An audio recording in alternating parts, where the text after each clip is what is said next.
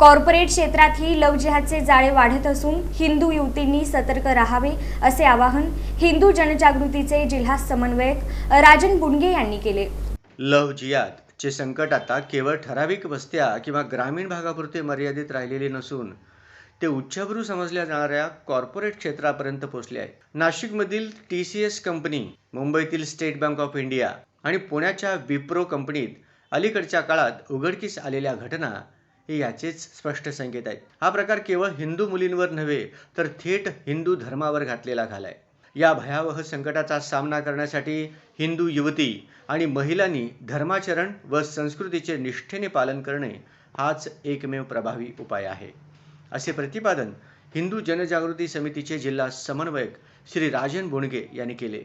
हिंदू जनजागृती समितीच्या वतीने 28 जून रोजी शिवस्मारक सभागृहात लव्ह जिहादची नवी भयावता आणि त्यावरील उपाययोजना या विषयावर विशेष व्याख्यानाचे आयोजन करण्यात आले होते।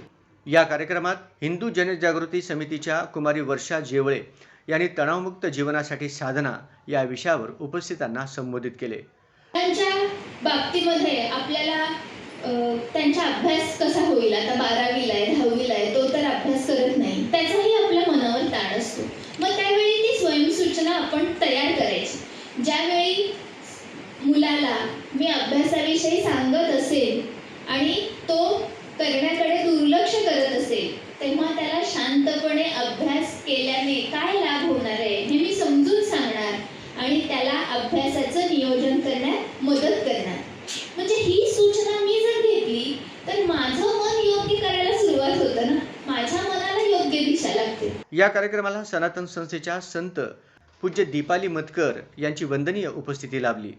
या व्याख्यानाला सामाजिक क्षेत्रातील मान्यवरांसह विविध हिंदुत्वनिष्ठ संघटनांचे प्रतिनिधी आणि महिला युवती मोठ्या संख्येने उपस्थित होत्या।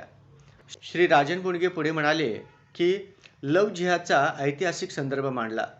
वर्ष 711 मध्ये मोहम्मद बिन कासिमच्या आक्रमणापासून ते गजनी, घोरी, बाबर यांच्या काळातील अत्याचारांचा दाखला देत त्यांनी सांगितले की केवळ छत्रपती शिवाजी महाराज यांच्या कार्यकाळातच महिलांना वास्तविक सन्मान आणि सुरक्षा मिळाली।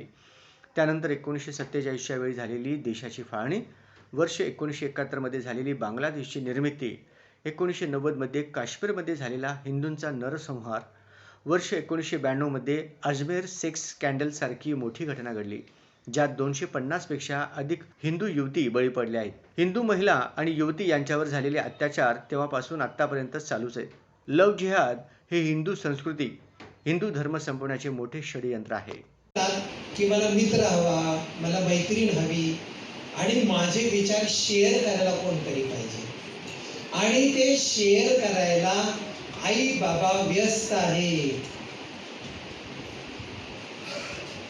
जर आपल्या आई बाबांनी दररोज निदान 15 मिनिट जरी दिले, 15 मिनिट दिले आपल्या मुलीसाठी तर 80% लव्ह जिहाद बंद होईल।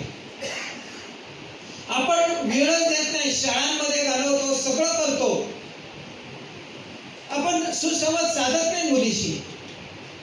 पैसे कमवण्यामध्ये किंवा अन्य काय जे असेल ते असेल, कुणाला वाईट वाटेल याचा विचार करणं गरजेचं नाहीये, वस्तुस्थिती समजायला पाहिजे आपल्याला।